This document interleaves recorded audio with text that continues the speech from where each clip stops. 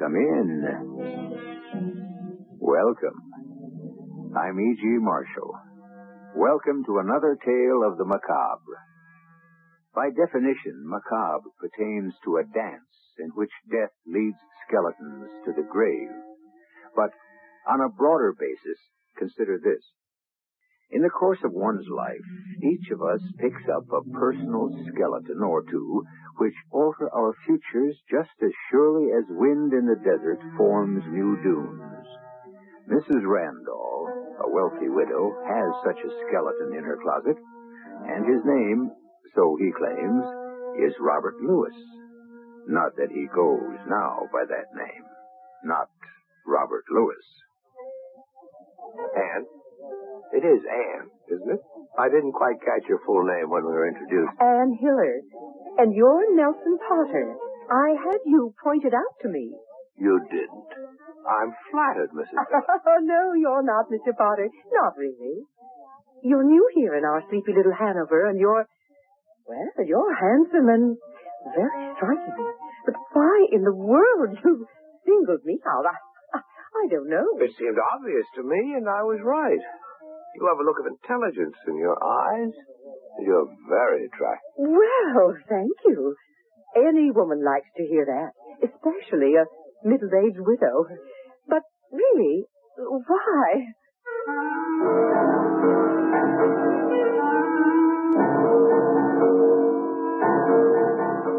Our mystery drama, The Man Who Preyed on Widows, was written especially for the Mystery Theater by Roy Windsor and stars Mason Adams and Russell Horton.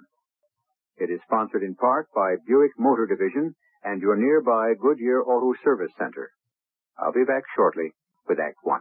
Not all batteries are created equal. Some last a lot longer than others, like the unequaled, ever-ready alkaline power cell batteries from your nearby True Value hardware store. Hi, Pat Summerall here with the details. They are unequaled because they use a chemical system that's entirely different from that of regular batteries. The extra power they provide makes them ideal for portable radios, tape recorders, any device you use frequently or for long periods of time. And they'll hold their power for months when they're not in use. So they're perfect for devices you use only once in a while, like calculators, cameras, and flashlights. True Value hardware stores offer ever-ready alkaline power cell batteries in popular C, D, and AA sizes, so you'll get power you can depend upon, with the battery that was created more equal than others.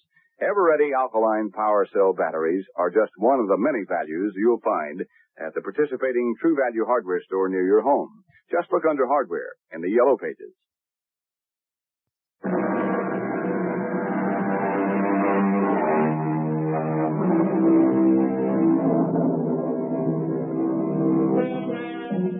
There's nothing unusual about a man who marries a widow, but a man who preys on them?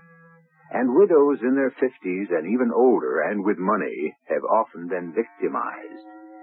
Their loneliness is a void which flattery and self-deception can fill.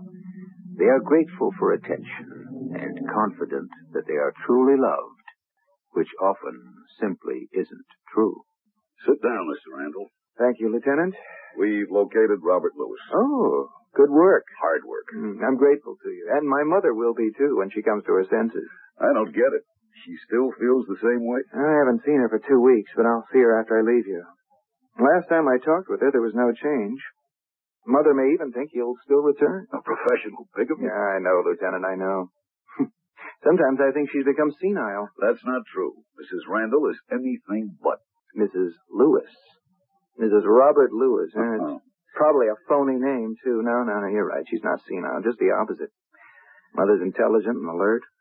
But when I talk to her about Lewis, she just smiles vaguely, tells me not to worry about him. It's infuriating. She said, "It's only money, Lawrence. I have plenty of that." Yeah, but that's not the point. I know your mother's one of the richest women in Philadelphia, and prominent. But this guy comes along and makes a fool of her. Of all of us. I'm embarrassed. My wife's tired of answering questions about Mother and Lewis.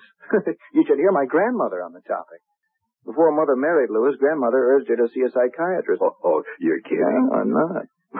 Grandmother was, of course. She tried her best to ridicule Mother out of the marriage. Well, it didn't work. Nothing worked. She married him. He stayed around for over a year. And now he's been gone for 2 months. He's gone forever. You know that, and so do I. And I want him. We'll get him on a charge of bigamy. He makes a career of marrying rich women, rips them off and skips, and they're embarrassed about pressing charges against him. He disappears, finds another victim, marries her, and the cycle goes on. Well, this time we'll get Mr. Lewis, and I agree with you. That's probably a phony name, too. Where is he, Lieutenant? You ready for this? Nothing would surprise me. He's up in Hanover. Oh? Where Dartmouth College is? That's the place. He calls himself Nelson Potter, and he's got an eye on a widow named Ann Hiller. Have you warned her? We will. Don't worry about her. Well, why not? I don't want to see another foolish widow taken advantage of. She won't be. I can promise you that. Well, are you going to let her marry the man just to get him on a charge of bigamy? Ann Hiller won't be hurt. I guarantee that. There's something you're not telling me, Lieutenant. The police have to work this out their own way, Mr. Randol. You want Robert Lewis arrested and exposed. I want him convicted and jailed. For bigamy? That's right. We know a lot about Lewis. He's been recognized through a photograph in Palm Beach and in Denver. Different names, of course, but the same guy. We could convict him on past charges, but the problem is to get the women he married to come forward and testify against him. They won't. Too embarrassed. We won't have that problem with Ann Hiller. Well, how can you be certain? We are. To your mother, he's Robert Lewis, and she's still married to him. To Ann Hiller, he's Nelson Potter. She'll marry him, and we'll pick him up. But what if my mother won't cooperate? No problem. We'll prove that the man deliberately married 2 women, and that will land him in the jug. Yeah, but what about the other women you say he married, the ones who are too embarrassed to come forward? If they married They would deny it. Well, what about marriage licenses and ministers? We can't harass a woman into testifying against this guy when she doesn't want to. Even if one of them admitted marrying him, his name was X, Y, or Z, not Lewis or Potter. He's slippery and counts on the feelings of the women for him. Incredible. What's he got that we haven't got, Lieutenant? Oh, I wish I knew, Mr. Randall. I really wish I knew.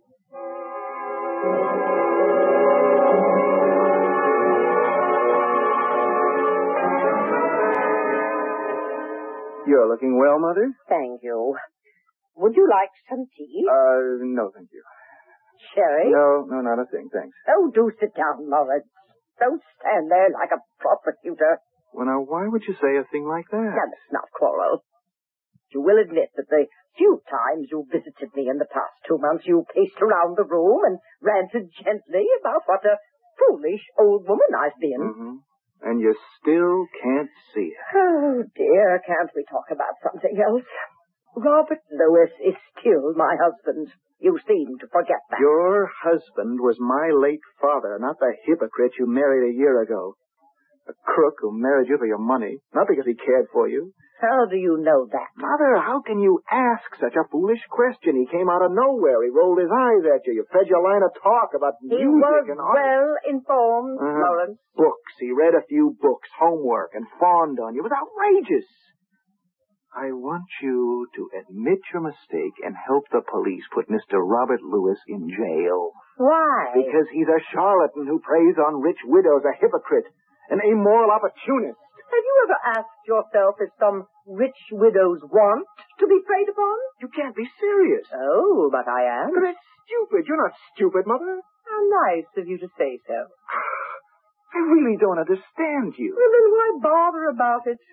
Haven't you anything else to talk about? I'm harmless.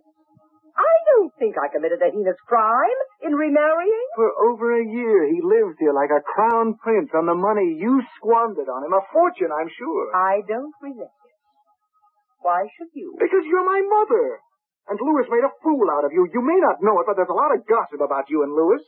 And, well, it's made Nancy and me very, very uncomfortable. We ignore it, but all the same, it's there.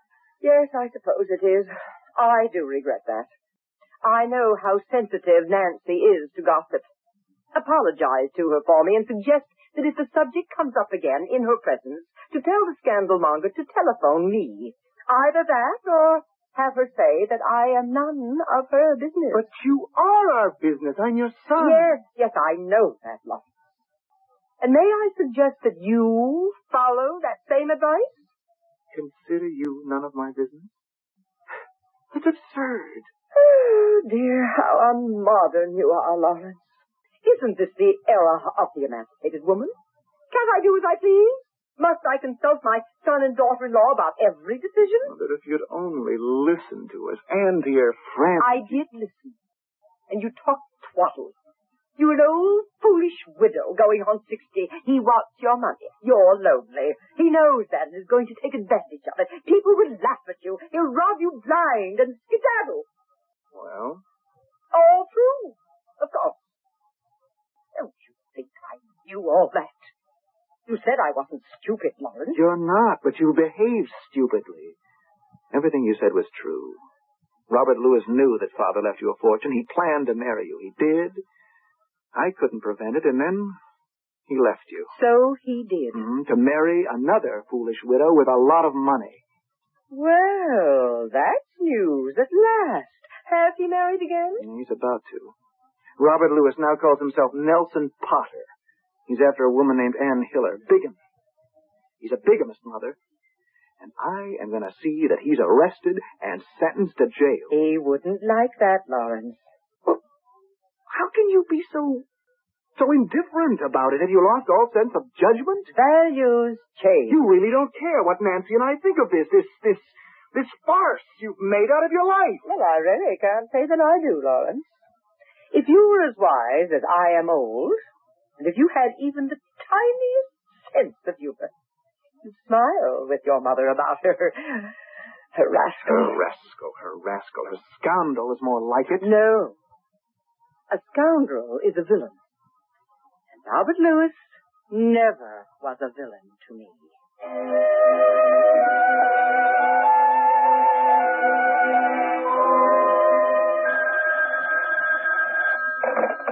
Lieutenant Eccles speaking. Oh.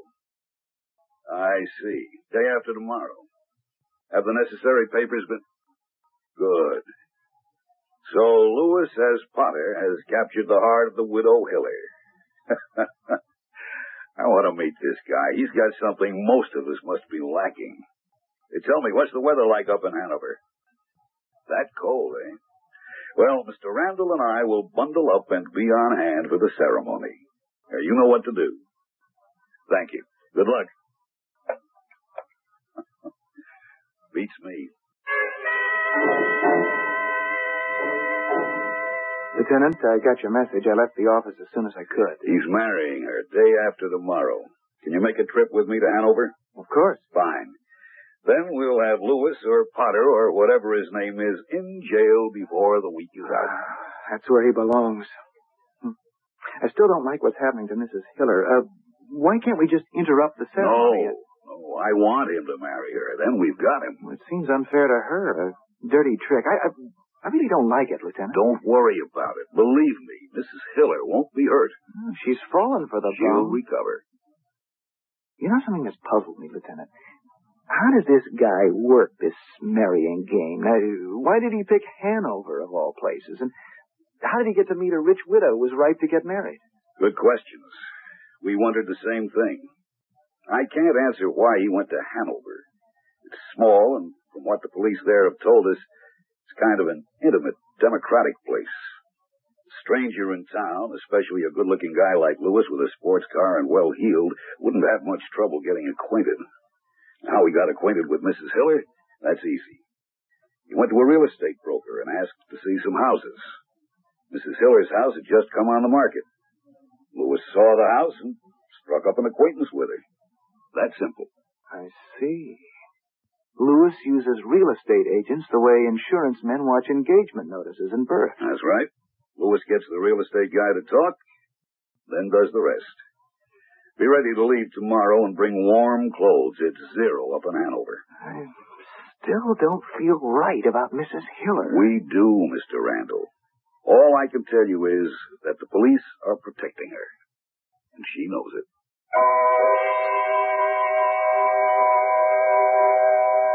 And there you have it. Robert Lewis, alias this, alias that, seems to have made a career of preying on rich widows. A widow and her money can be parted by an unscrupulous man. He takes advantage of the emptiness she feels when family and friends have departed, and, like Mrs. Randol, finds herself alone in a house in which only memories remain. Mrs. Randol, however, seems to be an exception. What about Mrs. Hiller? We'll find out when I return shortly with Act 2. Come see, there's good news round the corner. Goodyear, wherever you are. Goodyear, good and close to home. For more good years in your car. To help you get more good years in your car, your nearby Goodyear service store is featuring a lube, oil, and filter package for just $8.88. This includes complete chassis lubrication, up to 5 quarts of major brand 10W30 oil, and a new filter. Now only $8.88. Goodyear tires and Goodyear service car. More good years in your car.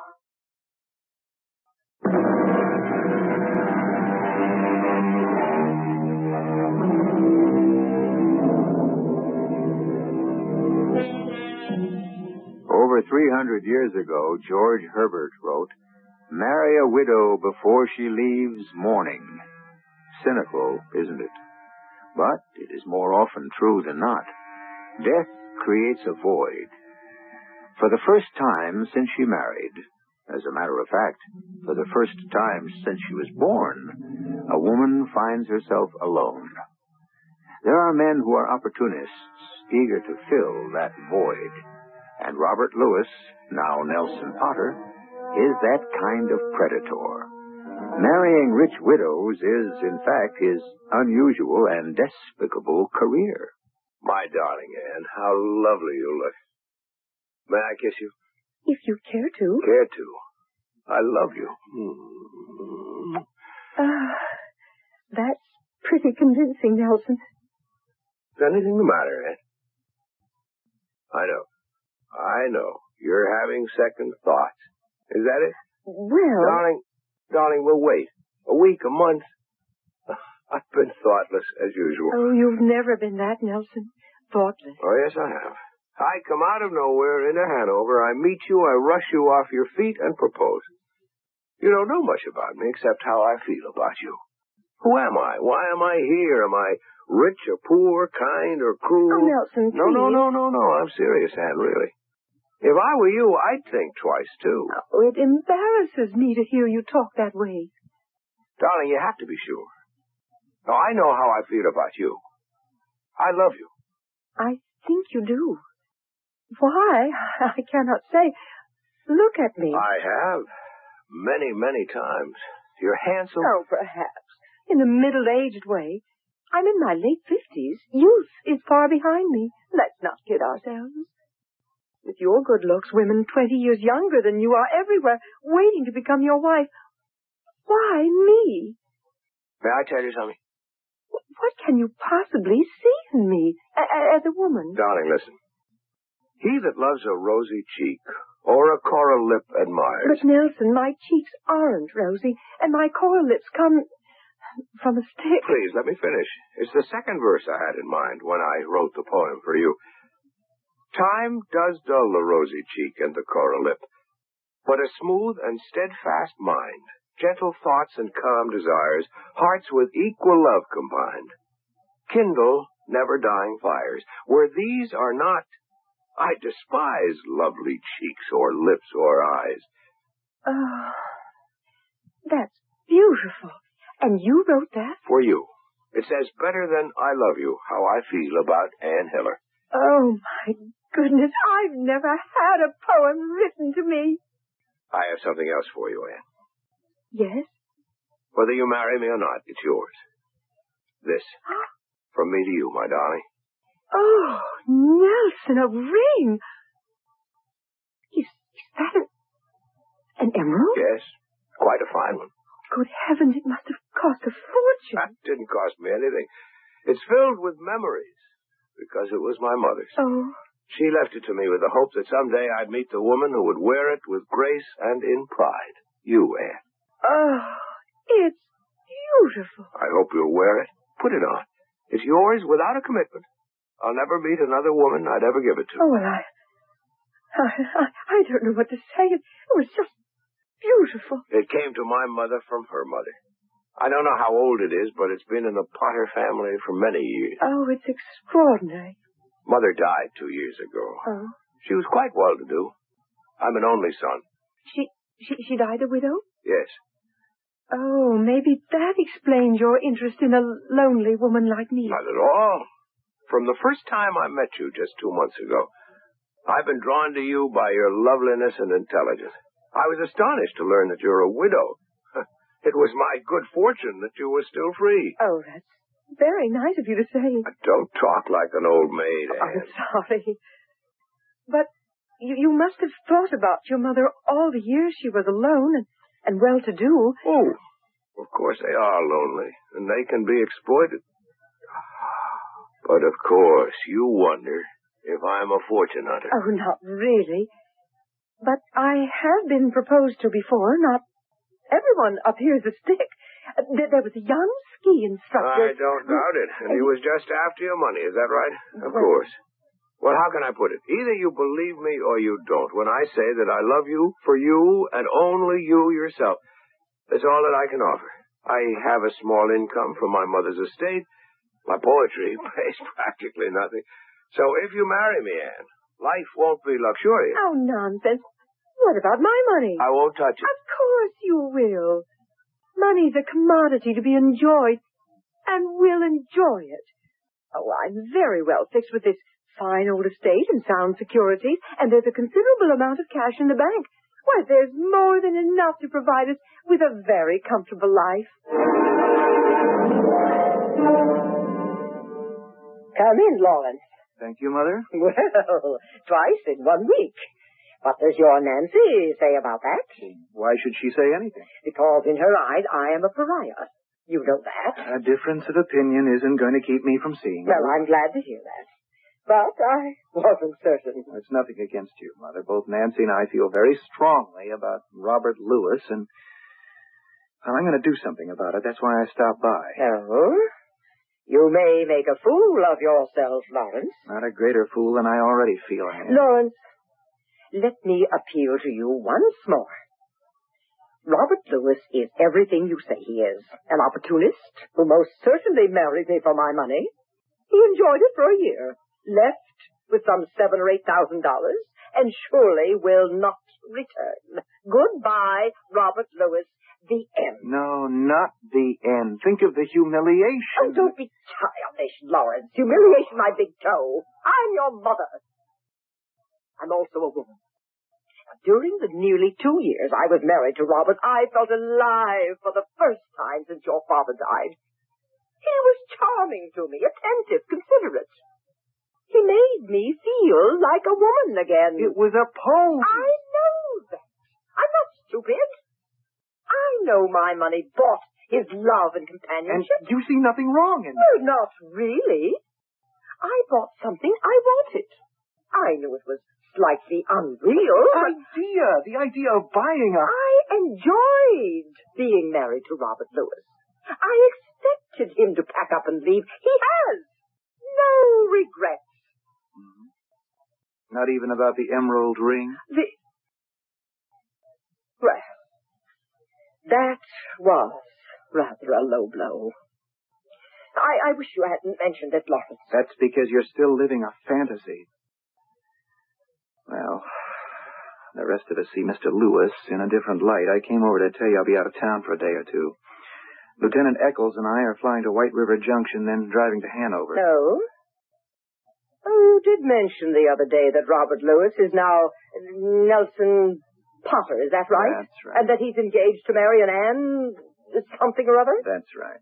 And you and this policeman proposed to march into the church and cry, halt the wedding? No, I don't know what the plan is. Now, what right have you to prevent the marriage? The best right in the world. Oh. Robert Lewis is already married to you.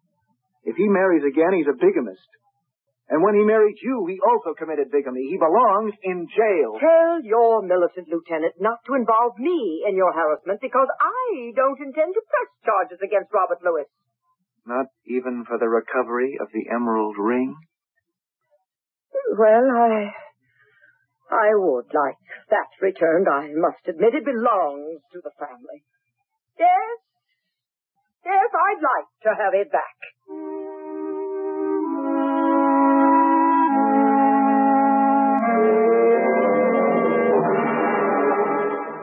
I'm glad I found you in, Lieutenant. It just came from my mother's. Oh? Yeah, I told her I'd be out of town for a few days, and the reason why. No reason not to. Unless,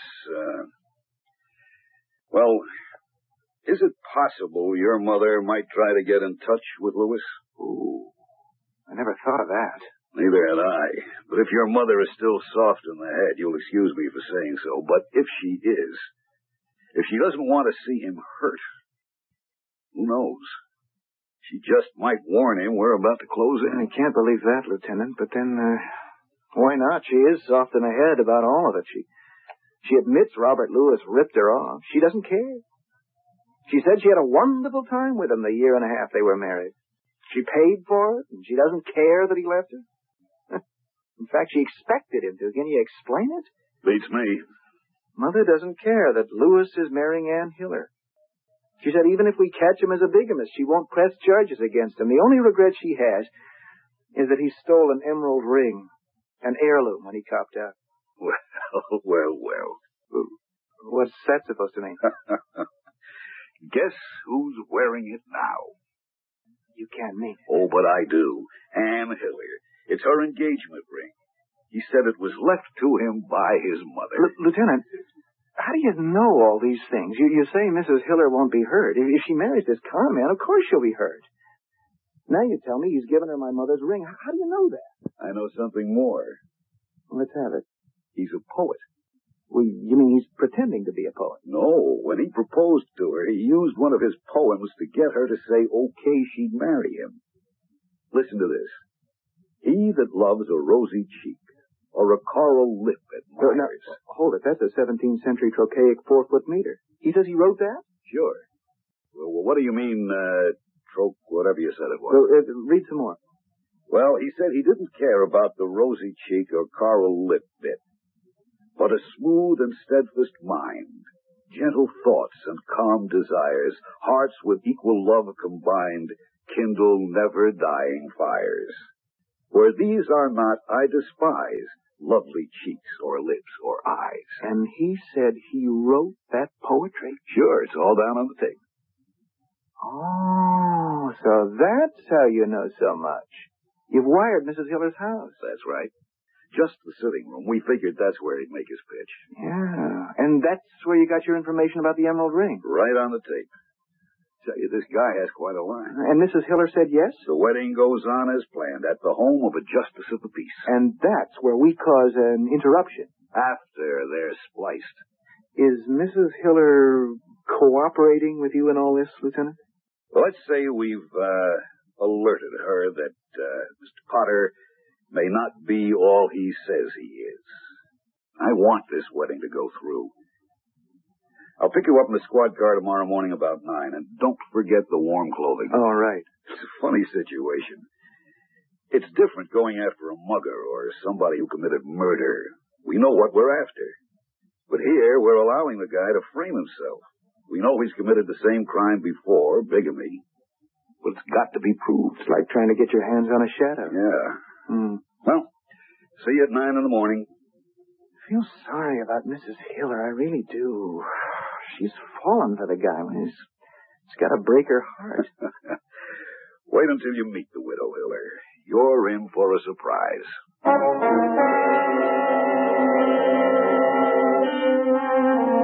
An unusual situation, you'll admit. Bigamy is a crime, no question about it. But unlike a robbery or a murder, where the person robbed or the family comes forward to the police, the victims of bigamy do not always file protests. Why? Well, there's a matter of embarrassment. What woman is willing to admit she's been made a fool of? More about the subject when I return shortly with Act 3. To the man who bought the Skyhawk, to the girl in the Century, we're glad you like your Buick, glad you set your spirit free. And to the family from Ohio, to the folks up in St. Paul, Nice to see you join us. Nice to see you all. Say, that Buick Century of yours is some car. Thanks, we like it. Yeah, and that tie you have on is really nice. Oh, thank you. Yeah, I see you have the V6 engine. Look at all that room. Isn't that something? I'll tell you something else that's something. Over 250,000 people have already bought 1976 Buick. I bet they're really nice people.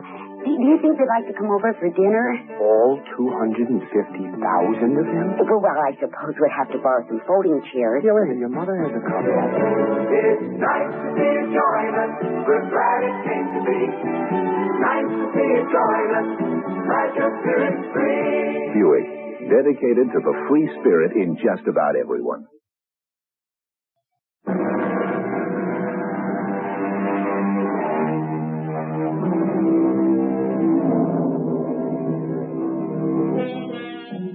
It's not often that a married man consummates another marriage.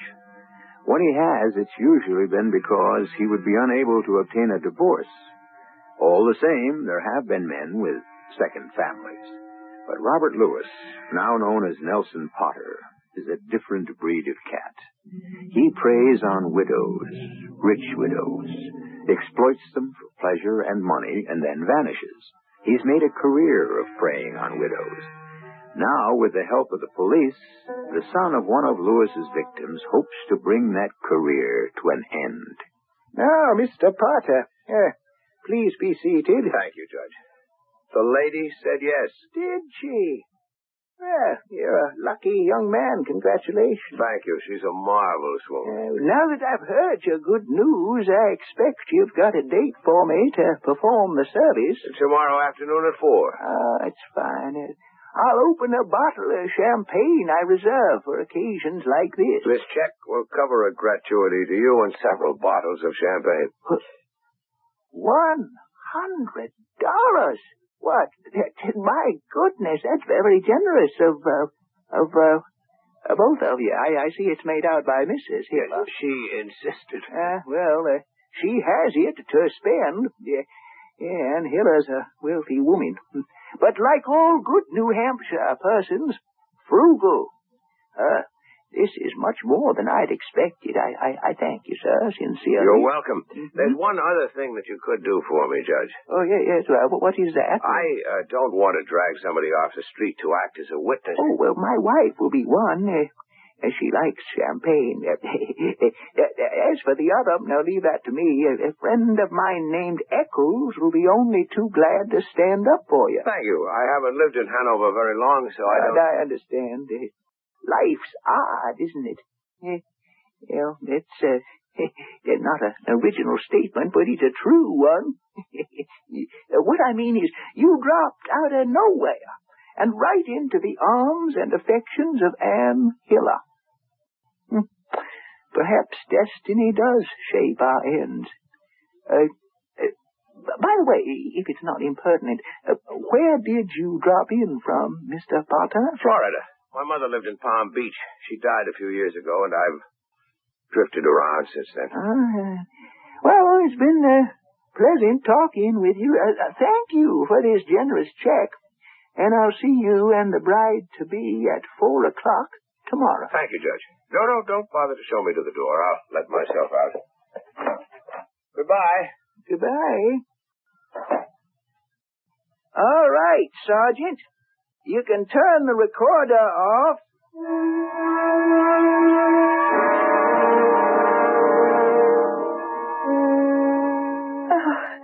Darling. My lovely Anne. It's all set. Oh, I'm shaking all over, Nelson. No. Oh, isn't that foolish? A middle-aged woman about to marry again, and I've got the jitters. Relax. The JP's a nice old bird. The check knocked him over. He'll have champagne for us, and he's taking care of a best man for me, someone named Eccles. Oh, how nice of him.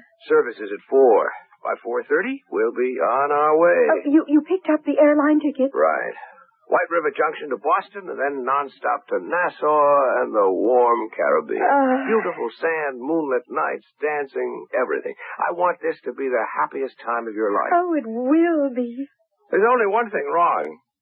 Oh? I don't like sponging off you, Anne. You paid for the tickets in advance. You're paying for the entire honeymoon. Oh, why not? I've got the money. But I'm not destitute. This should have been my expense. Oh, don't be foolish. After tomorrow afternoon, what's mine is yours. How else can this be a marriage of equals? In fact, darling, I've already transferred a substantial amount of money to an account at the bank in your name. Now, what do you think of that? I can't get over you, my sweet Anne. I really can't. It's one surprise after another. And there are others in store for you. I mean, did you know I am an expert swimmer? I'll show you a thing or two in Nassau. You do swim, don't you, darling? Oh, sure. Not very well. I'm no expert. Oh, you're not? And you come from Palm Beach? I thought everyone from Florida swam like a fish. Palm Beach? Oh, yes, of course. Yes, but I wasn't born in Palm Beach.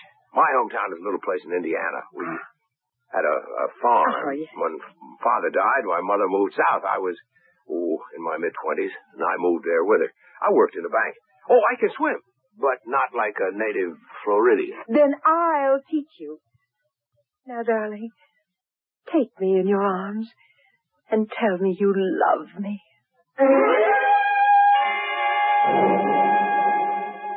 Beautiful, Lieutenant.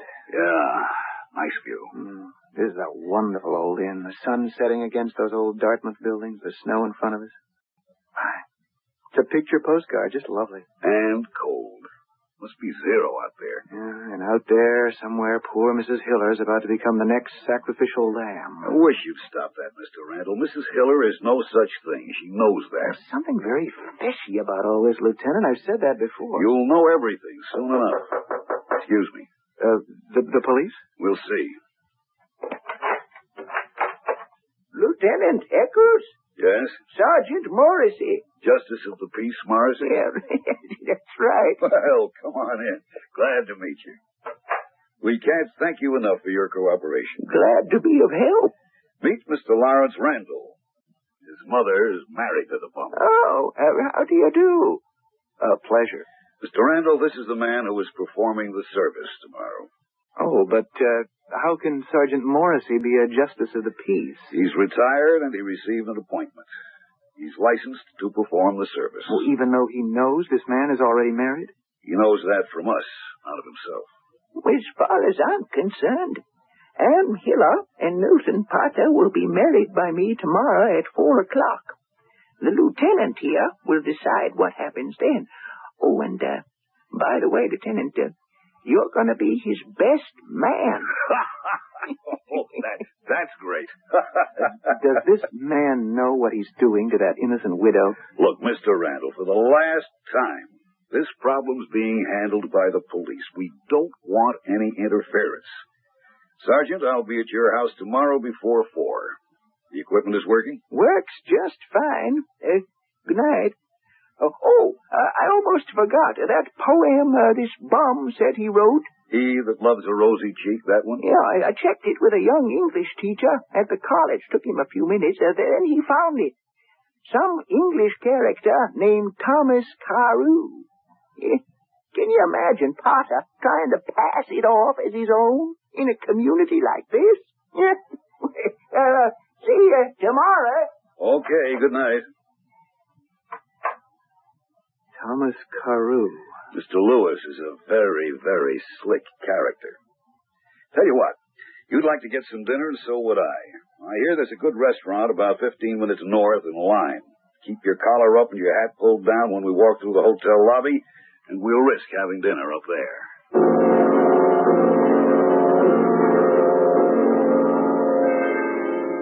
And so, by the authority vested in me by the state of New Hampshire, I now pronounce you man and wife. You may kiss the bride, Mr. Potter. Will I ever? Nelson, my darling. Congratulations to both of you. Mr. Eccles, thank you for standing up for me. It was a pleasure, Mr. Lewis. Look. Lewis. Nelson Potter. No, I don't think so, Mr. Well, Lewis. now, see here, Eccles, just what is this? Judge, unless I'm badly mistaken, this man who says he's Nelson Potter is Robert Lewis. And he's already married to a woman who lives just outside Philadelphia. Nelson! That's not true. Judge, who is this man? I'm Lieutenant Eccles of the Philadelphia Police Department. Nelson! We're getting out of here, and I don't know what kind of a trick this guy's trying to pull, but you're my wife, and we'll fight this crazy accusation. With every cent she's got. Right, Lewis? How dare you pull a stunt like this? It's no stunt, Lewis. Potter. Nelson Potter. Hogwash. Come in, Mr. Randol. Nelson! Shut up. What? Hello, Mr. Lewis. You. Quite right. You married my mother over a year ago and disappeared about 2 months ago. You're a bigamist, Lewis. How many times, I don't know. But this time you've been caught.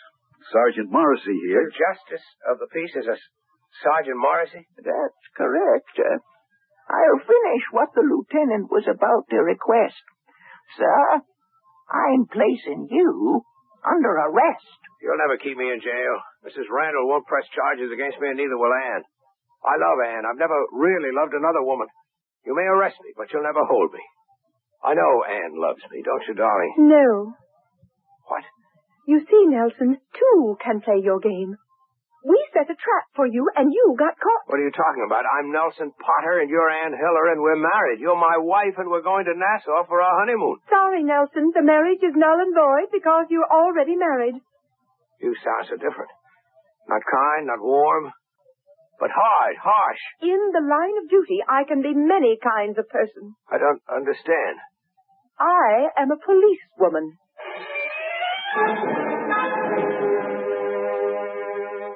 Wonderful job, Mrs. Hiller. Thank you, Lieutenant. This young man, Randol, he's been worrying about us allowing you to be hoodwinked. I didn't tell you everything, Randall, because you just might have told your mother about it. You mentioned the name of Ann Hiller, and your mother called her last night. No. Yes. She was most sympathetic. She told me to marry the bum, that he was charming and devoted. Mother really is senile. No, she's not. I understand. She was lonely. But he didn't love her. He pretended to, and he did a good job.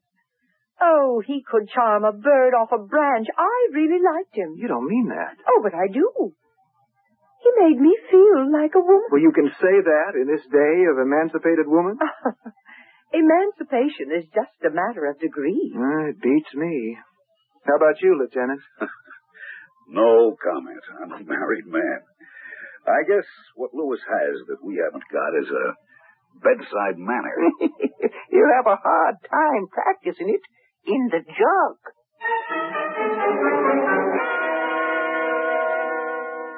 Thank you, Lawrence. I'm really glad to get this ring back. Mrs. Hiller took it off her finger and gave it to me. Give it to Nancy. This emerald ring has been passed on to the women in this family from generation to generation. It should belong to her. Well, thank you, Mother. So Robert Lewis is in jail. That's right. He'll be out of circulation for a long time. Oh, it seems such a mean trick.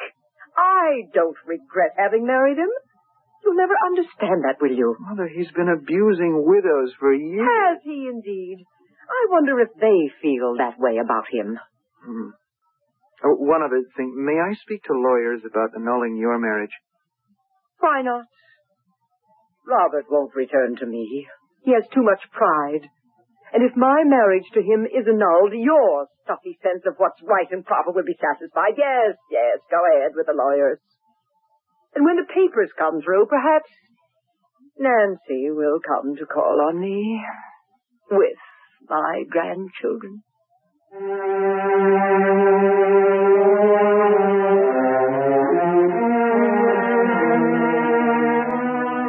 Robert Lewis, Nelson Potter, and alias many other names, a man without a sense of moral responsibility.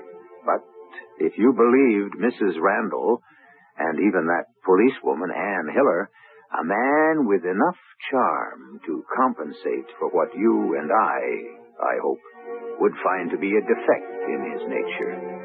It seems obvious that such a rascal, Mrs. Randall's word, should not be allowed to prey on rich and lonely widows, but she didn't seem to mind. I'll return shortly.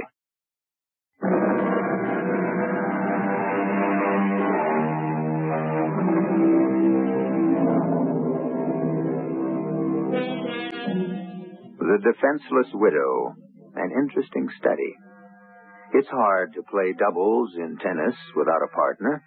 It's hard to say goodnight after an evening of bridge and return to an empty house, and a meal to prepare just for yourself. This is loneliness, a void to be filled. Sometimes it is, happily.